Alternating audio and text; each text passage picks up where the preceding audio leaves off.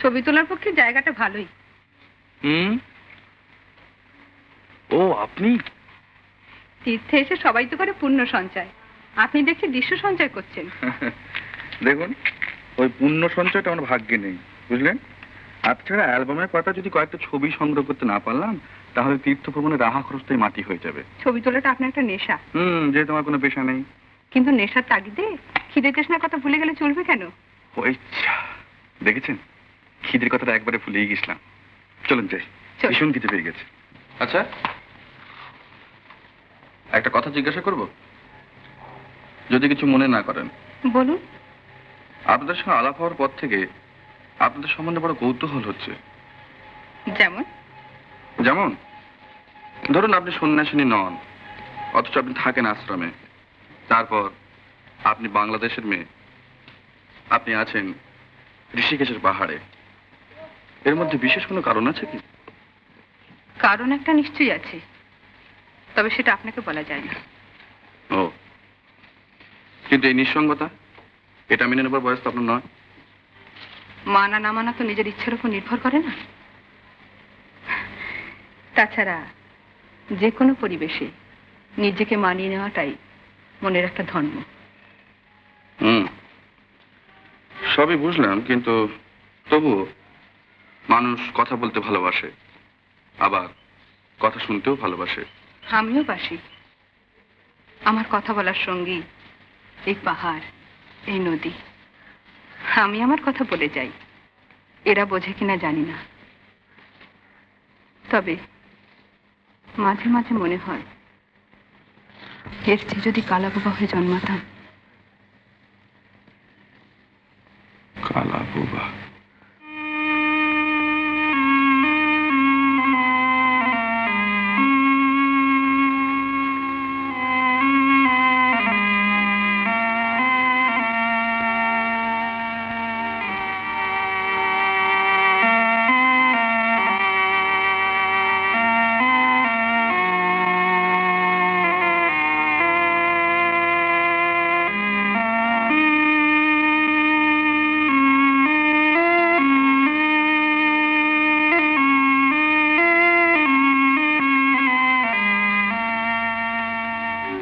সারবে না মাগো? আর আমার সেরে দরকার নেই। আর জন্মে পাপের শাস্তি অনেক ভোগ করেছি, আর আমার বাঁচবার স্বাদ নেই বিজু।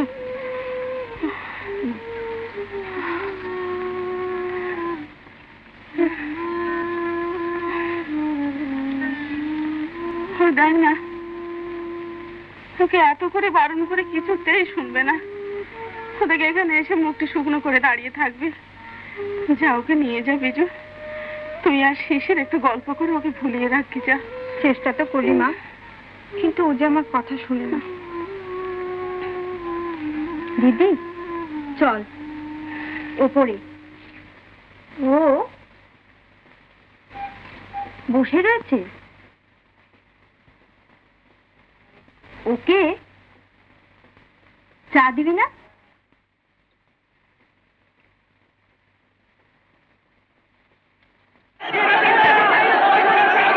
হবে না, টাকা নেই। আরে আমার কাছে আছে তো, তুমি আমাকে কোষাধ্যক্ষ করে দাও, আমি টাকাটা ফেলে দিচ্ছি। তোমার বদনাম হয়ে যাচ্ছে। আপনি কেন এত ঘাবড়াচ্ছেন? আমি সব ম্যানেজ করছি, দেখুন না আমি সব ম্যানেজ করছি।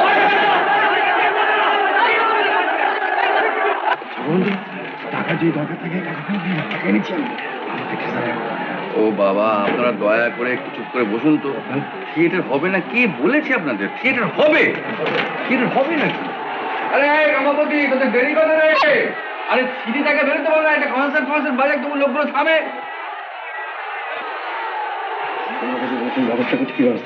আমি সব ব্যবস্থা করে গেছি, আপনি থামুন তো মশাই। কি ব্যবস্থা করেছি? আমি সমস্ত অভিনেতাদের টাকা মদ দিয়ে পাচার করে দিয়েছি। কঞ্চিলিয়া শাহুর বাড়িতে। সনাতন বাবু নগদ 300 টাকা দিয়েছেন, আর সবাই জন্য দিয়েছেন এই শুধু সনাতন বাবু নয়, শাহু বাবুরও তোদের সঙ্গে সায় আছে। নইলে তোরা এ বাড়িতে ঢুকলি কোন সাহসে? Very good. আপনি এখানে বসেছেন কেন? আমরা এগেনস্ট পার্টি না, ছড়িয়ে ছিটিয়ে যান। সাউ জানি না।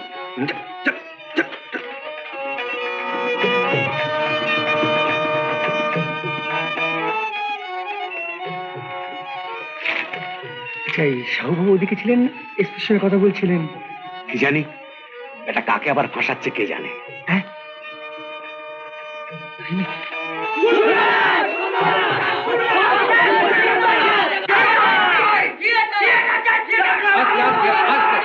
আস্তে আস্তে আস্তে, টাকা ফেরত দেবো কেন? টাকা ফেরত দেবো কেন? যে টাকা আপনারা দিয়েছেন সেটা খরার ত্রাণে দান করেছেন। আর জেলার নাটকে ছেলেটা নাটক করছে, আমরা এই সুযোগে তাদের উৎসাহ দিচ্ছি। এর মধ্যে টাকা ফেরত দেওয়ার প্রশ্ন আসে কোত্থেকে? তাহলে নাটকই দেখাও। নাটক হবে, নাটক হবে। এরা এমন কিছু অয়েন্দ্র চৌধুরী বা শিশির কুমার নয় যেদের আপনারা দেখেননি। নাটক হবে, নাটক নিশ্চয়ই হবে। আপনারা নিশ্চয়ই নাটক দেখবেন। তবে হ্যাঁ, যতক্ষণ দেরি হবে ততক্ষণ কনসার্ট চলবে। বন্ধু, ওরা কনসার্ট শুনতে চাইছে না, তুমি এখানে গান গিয়ে দাও না। না না, সে আমি বসে বসে সারা রাত গান শোনাতে পারি, সেটা কোনো কথা না। হ্যাঁ, কথা যেটা হচ্ছিল সেটা, যে টাকাটা আপনারা খরার ত্রাণে দান করেছেন সেই টাকাটা নিয়ে মিস্টার মজুমদার চলে গেছেন। কাজেই টাকা ফেরত দেওয়া হবে না। বাজান ছিটেটা বাজান। ওই মজুমদারকে জব্দ করবার জন্যই তো মেয়েকে জব্দ করতে হবে। কিন্তু মানে আমার অফিস থেকে অর্ডার চালান আর স্টক লেজার ধরলে মনিটা ধরা পড়ে যাবে। পড়া তো উচিত, পড়াই তো পড়া উচিত, কিন্তু তাতে আপনার ভয়টা কি? আপনার আসল চালান তো আমার আলমারিতে, তার চাবি তো আপনার কাছে। ঠিক আছে, হ্যাঁ শুনুন, হ্যাঁ আমি বাড়ি চলে যাচ্ছি, বুঝলেন।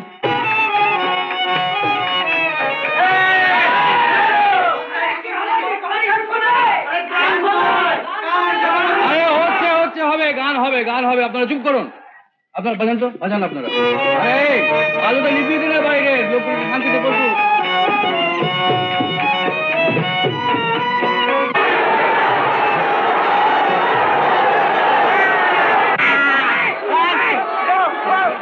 আগুন ধরে রয়েছে, আগুন ধরে রয়েছে। আলো জানতো, আলো জান, আলোদের মুখগুলো দিয়ে রাখি।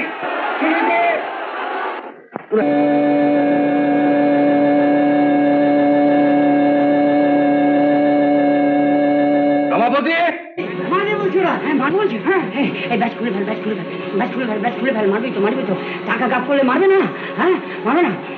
হ্যাঁ, এখন আমরা পাবলিক, আমরা মারবো। মার সারাতে, মার টাকা মন্দির সারাতে, মার ছিল। আরে বিয়ে করবার পরই ওর চরিত্রে পতন হয়েছে, টাকা চুরি করেছে। মার সারাতে, মার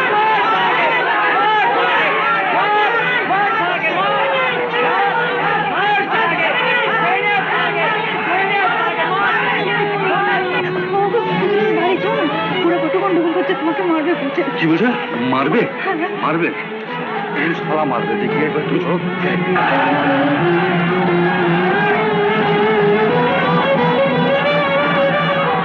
আস্তে আস্তে আস্তে আস্তে আস্তে, আমায় বলতে দিন। আস্তে। দেখুন, নাটক হবে, নাটক কিন্তু হবেই, কিন্তু তার আগে গান। গান হবে তো হোক, নইলে টাকা ফেরত দিয়ে দাও। টাকা ফেরত দিন। রমাপতি ওরা কেউ নেই, সব হাওয়া। চুরি করার জায়গা পাওনি। আপনি থামুন তো। থামবে সারা চোর, সারা চোরের বাচ্চা চোর, সারা চোরের বাচ্চা চোর। কি বললেন? আমি চোরের বাচ্চা? না না না না, এটা ঠিক না, ঠিক না। দেখুন, আমি চোর নই, আমি চোর নই। আমার বাবাও চোর নন। আরে সুধীর, কি ব্যাপার? আর বলেন কেন, আপনার স্ত্রীর আদেশে শিশু নারায়ণের সেবা করছি। আমি ভাবছি আমাদের চাইল্ড সেন্টারে একজন চাইল্ড স্পেশালিস্ট থাকা উচিত। অন্তত সপ্তাহে দুদিন করে বাচ্চাদের একটা মেডিকেল চেক আপ হওয়া দরকার। সেটার জন্য হেল্প। খুব ভালো, খুব ভালো, সুধীর লেগে পড়ো। আমি বলছিলাম কি মৈত্রী, ছেলে মেয়েদের কেন, তাদের মায়েদেরও একবার করে দেখিয়ে নাও না, গাইনি কেউ। না না, ওটা করতে গেলে বলবা না, ওটা প্রশান্ত ডিপার্টমেন্ট, আবার সেম ট্যাগ হয়ে যাবে। তারপরে আমি ভাবলাম আমাদের অ্যাডভাইজারি কমিটির মেম্বার ওনাকে করে নেবো। তোমাকে তো আর পাওয়া যায় না, তবে সবসময় ওনার সাথে পরামর্শ করা যাবে। খুব ভালো, সুধী খুব ইন্টেলিজেন্ট, দরকার পড়লে কারেক্ট অ্যাডভাইস দিতে পারবে।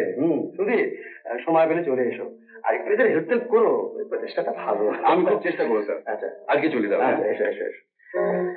ডিনার দিতে বলো।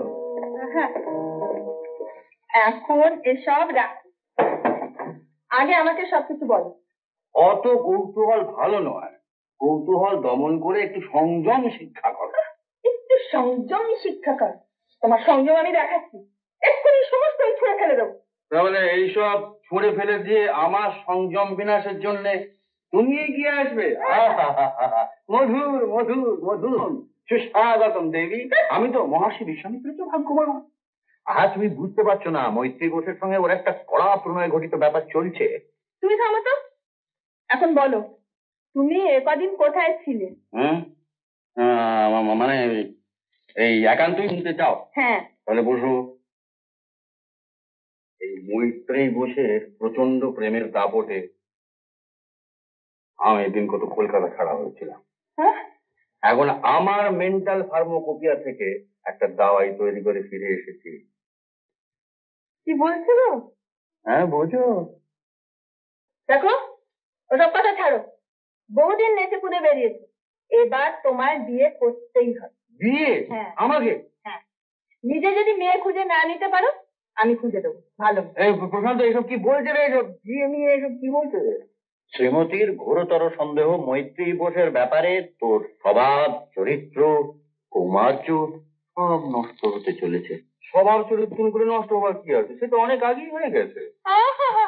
কি কথা ছিড়ি, ওসব কথা রাখো। বিয়ে তোমার করতেই হবে। তো আমি বিয়ে না করলে তোমার কি কোনো অসুবিধা হচ্ছে? হ্যাঁ হচ্ছে, আমার অসুবিধা ভীষণ হচ্ছে। অসুবিধা তাহলে লাগিয়ে দাও। তুমি এক কাজ করছো দি, তোর সঙ্গে তো শিলেখার একটা একটু ইয়ে আছে, আর দেখতে শুনতেও বেশ, তো ও হলে চলবে না? তা চলতে পারবে, আর আমার মতো অরক্ষণীয় পাত্রের জন্য যে কোনো মেয়ে চলতে পারে। না না না না না, ওসব সেক্রেটারি সেক্রেটারি চলবে না বাবা। তাহলে কি চলবে? সাহিত্যিকা, সে তো সবাই মিলমনি একটি। ও বাবা, দেখো তুমি কথা দিয়েছো বিয়ে করবে, আমি এখন পাচ্ছি। দেখো তুই তো বেঁচে গেলি সুধীর, ওর পছন্দের উপর নির্ভর, তার মানে জীবনে তোর জন্য কোনে জুটবে না। ঠিক আছে ঠিক আছে, দেখা যাবে জোটে কিনা। হাসতে হবে না। চলো, বাড়িতে কিছু খাবার দাবার আছে না খালি বসে বসে এই গিলছি? আছে বই কি, সব কিছু নিয়ে বসে আছে গৃহিণীর অপেক্ষায়। সে অনাগত গৃহিণীর শূন্য স্থানটি আপাতত তুমি পূর্ণ করো দেবী। বাজে বাজে কথা। চলো। হ্যাঁ, প্রশ্ন চল।